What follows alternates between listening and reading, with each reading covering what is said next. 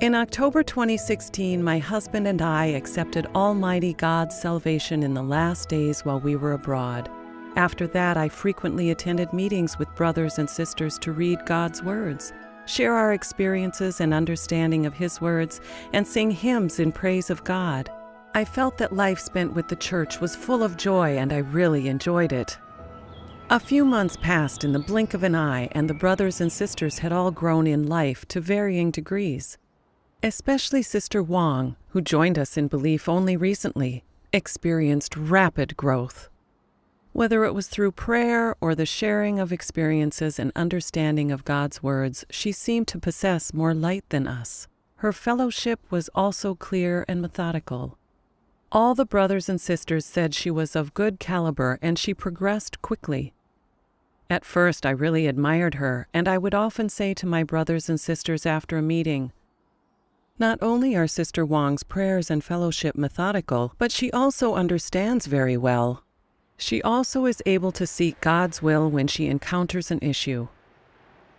But after a while, I started to feel unhappy.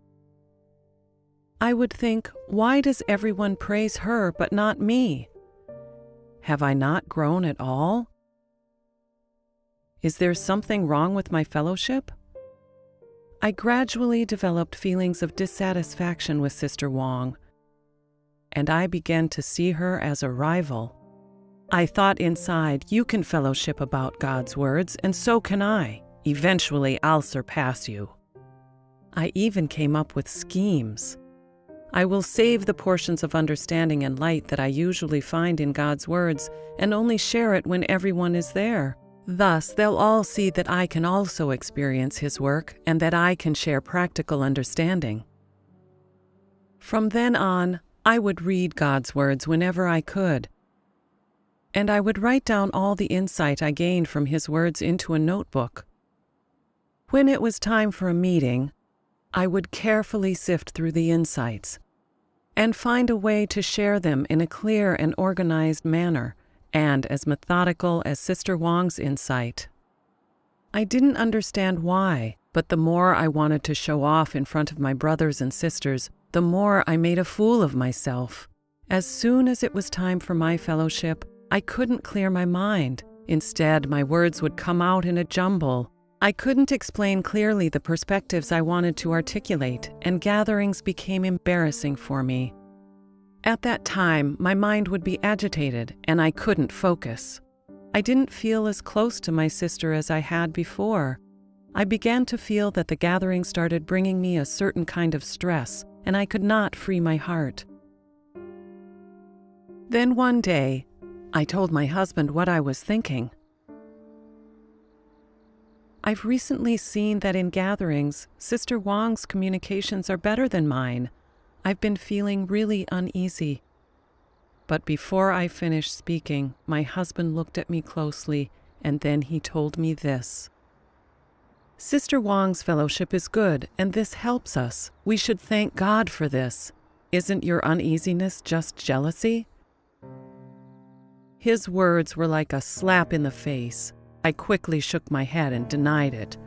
"No, that's not it. I'm not like that." Then he said, "Our brothers and sisters have all benefited in some way from Sister Wong's fellowship. If hearing it makes you uneasy, aren't you just jealous that she's more capable than you?" My husband's words pierced my heart once again. I felt very upset. Am I really this awful? I felt very wronged and was on the verge of tears.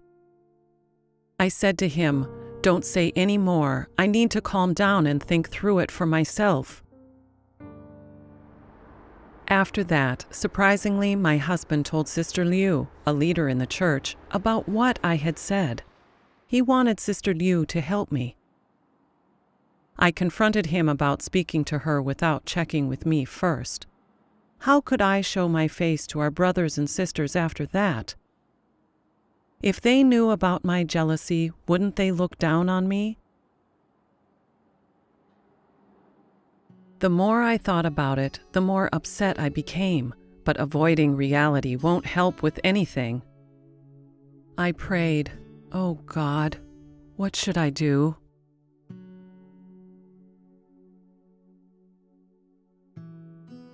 The next day, I was examining what I had revealed recently. Brothers and sisters would usually share their enlightenment and understanding that they gain from God's words with anyone at any time. But I only shared mine to show off during our gatherings.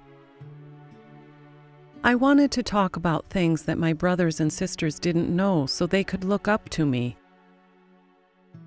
When I saw that other brothers and sisters fellowshipped better than I did, I felt uneasy and wanted to do better than them.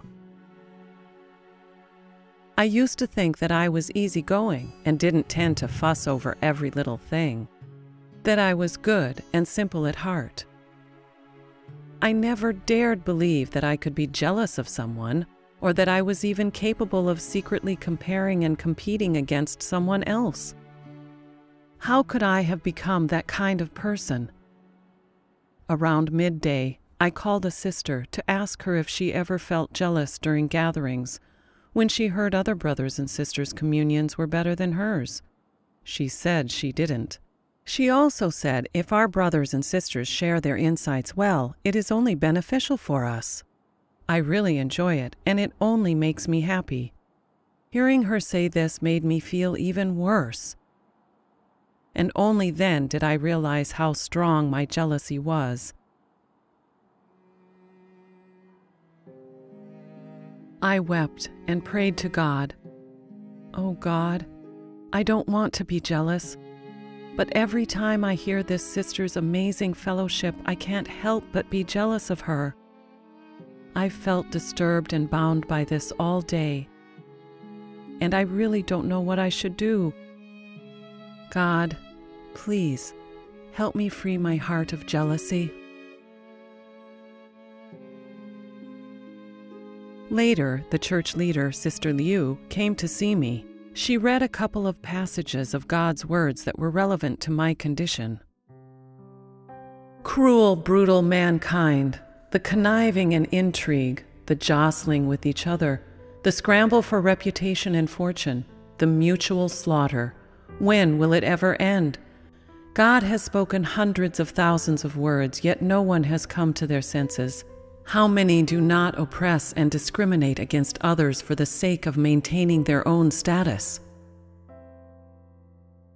You always worry that others will stand out more than you, that others will become greater than you. Is this not being jealous of worth and ability? Is this a behavior that is considerate of God's intention? What kind of disposition is this? This is venomousness. It is only taking oneself into account, only satisfying one's selfish desires, not considering the interests of God's house, not taking into account the duty of others, only considering one's own interests. She also read from sermons and fellowship on entry into life. So are those who are jealous of others narrow-minded people? Are there any benefits to being narrow-minded and jealous? There isn't a single benefit. They are petty, narrow-minded, and vicious, and people see them as a joke. They're not worthy of living. Narrow-mindedness is not good, and that is a fact. Some people say, sometimes I can't overcome it. As soon as I encounter someone better than me, I feel jealous and angry. As soon as I see that person, I even feel like I can't go on living. What can I do when I encounter this?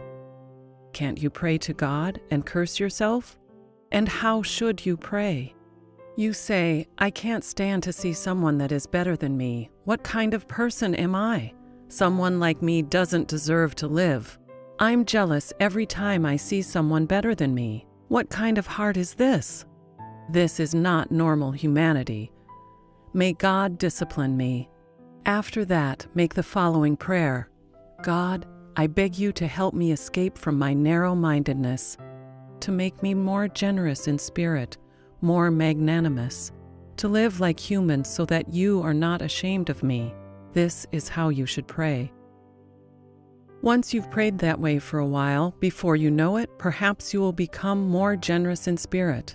The next time you encounter someone who is more capable than you won't feel so much jealousy. You'll be able to accept them and interact with them normally. Over time, this will become easier. When you have normal humanity, you will be able to live happy, carefree, and easy. A narrow-minded person lives constantly in pain and exhaustion. I was cut to the heart when I read this. This described me. Sister Wong's fellowship was enlightening, but I didn't find a path of practice from it. On the contrary, in order to feed my vanity, I had continued to try to do better than Sister Wong. I had secretly set myself against her and would rack my brain to find ways to share more insightful fellowship than her. I even had hoped that people would stop applauding and complimenting her on her fellowship. When my own fellowship was unworthy and I made a fool of myself, my mind would be in a whirl and I would be upset and in pain. I would spend all day dwelling on my faults, deeply afraid that others would look down on me. I was so narrow-minded, all I wanted was to stand out. But I couldn't stand it when someone else was better than me. Isn't this just jealousy and envy of those that do well? I have no normal humanity. Thinking back, I was also like that before I believed in God. When I was interacting with friends and relatives, neighbors and colleagues, I was constantly thinking of having others speak well of me. Sometimes when a colleague would praise someone else's work in front of me, I would feel uneasy. And in order to have others praise me, I'd throw myself into doing my work well, and I was happy to do it no matter how difficult, how exhausting it was. Only now have I realized these were manifestations of corrupt, satanic dispositions. Once I realized this, Sister Liu once again linked this back to the passage of fellowship and laid out a path of practice. To come before God and pray to Him. To open up to God my own difficulties and reveal my corruption, so that He can show me how to have a more generous heart. After that, I presented myself to God frequently and prayed to Him about my difficulties. I began to consciously read God's words of Him judging and exposing the corruption of mankind. When I gained enlightenment from God's words, I would immediately share it with my brothers and sisters. They also spoke about what they had gained and understood. I never would have imagined it, but this practice allowed me to learn even more than just reading God's words on my own. In gatherings, I shared my insights based on how much I understood, and focused on quieting my heart and listening to the others' communion. It was only then, while my brothers and sisters talked about their experiences of putting God's words into practice, that I gained great edification. After a while of this practice, my jealousy had diminished. But in every gathering, when I saw Sister Wong commended by the other brothers and sisters, I still felt the jealousy there. I always felt some distance between her and I couldn't interact with her easily. Feeling like that, I didn't dare open up to my brothers and sisters. I was still afraid that if I did, they would look down on me. So, during several gatherings, I couldn't find release on my heart. I could only pray to God for my difficulties. Oh God, I am once again feeling jealousy. May you lead me.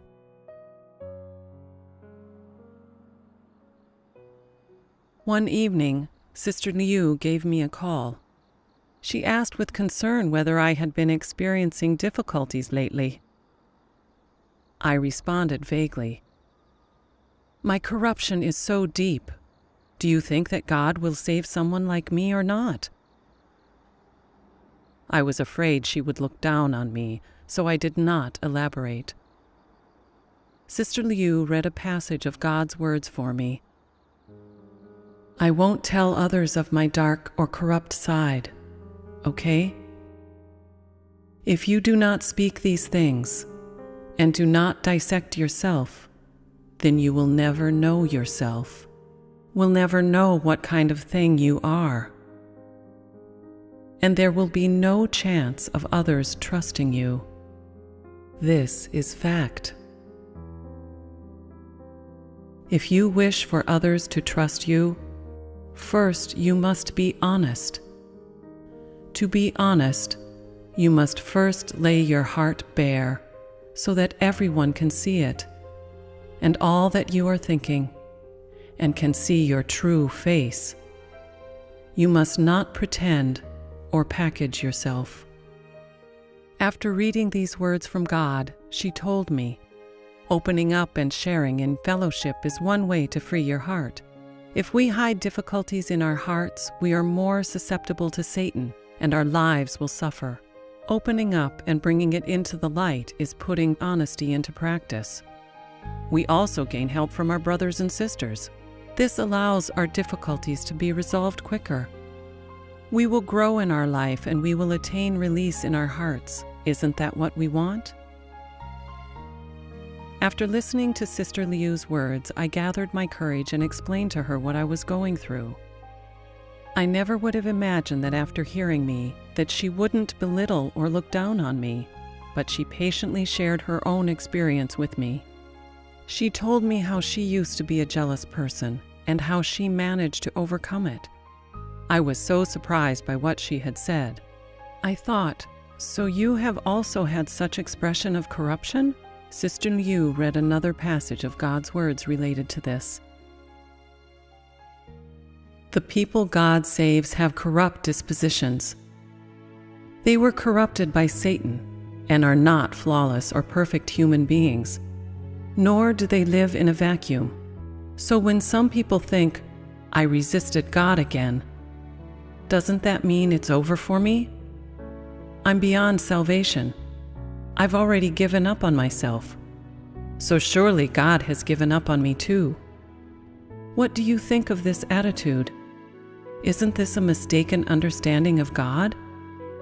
This is called misunderstanding God. Being so negative is not right. You leave yourself wide open for Satan to take advantage of you. Satan will have succeeded then. You must not give up. Then she told me, we have all been deeply corrupted by Satan. Arrogance, deceitfulness, selfishness, jealousy. All of these corrupt dispositions are deeply entrenched in mankind.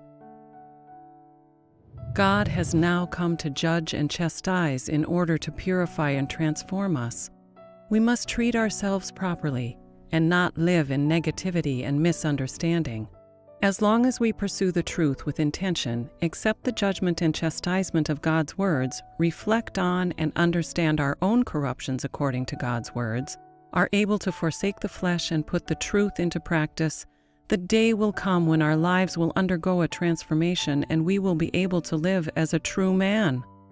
My heart felt so free after listening to Sister Liu's words, and I also understood God's will. Not only do I need to face my own corruption and focus on knowing myself and seeking the truth to resolve my corruption, but I should also practice honesty and open up to my brothers and sisters about the corruption that I had revealed recently. This would deprive Satan of an opportunity to do its work, and it would shame Satan through practice of the truth. Sister Liu came to my home again the next day, and we read a passage from God's words together. As soon as it involves position, face, or reputation, everyone's heart leaps in anticipation, and you always want to stand out, to be famous, to be glorified. You are unwilling to yield, always wanting to contend, although contending is embarrassing. However, you are not content not to contend. When you see someone stand out, you are jealous, feel hatred, complain, and feel it is unfair. Why can't I stand out? Why is it never me? Why is it always he who gets to stand out? And it's never my turn. There is some resentment. You try to repress the resentment. but you can't. So you pray. After praying, you feel better for a little while, but later when you encounter the matter again, you cannot overcome it. Is this not a case of immature stature?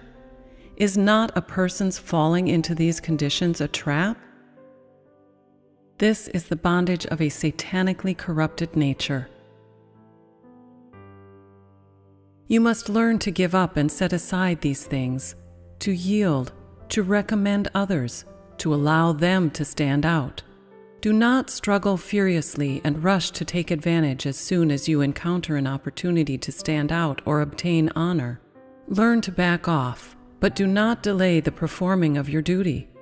Be a person who performs his duty out of the public eye and who does not show off before others. The more you give up and set aside, the more peaceful your heart will be, and the more space will open up within it, and the more your condition will improve. The more you struggle and compete, the darker will be your condition. Try it if you don't believe it. If you want to turn around this kind of condition, if you want not to be controlled by these things, then you must first set them aside and give them up. The more you struggle, the more darkness will surround you, and the jealousy and hatred within your heart will increase, and you will have a stronger desire to obtain. The stronger your desire to obtain, the less capable you will be to do so, and as you obtain less, your hatred will increase. As your hatred increases, you will become darker on the inside. The darker you are inside, the more poorly you will perform your duty. If you perform your duty poorly, you will gradually be removed from use and will be eliminated. This is an interlinked vicious cycle. After reading God's words, she then linked them to her own experience and provided insight on the root of people's jealousy. Only then did I realize that all of this was caused by my own desire for fame and status, and I had become arrogant.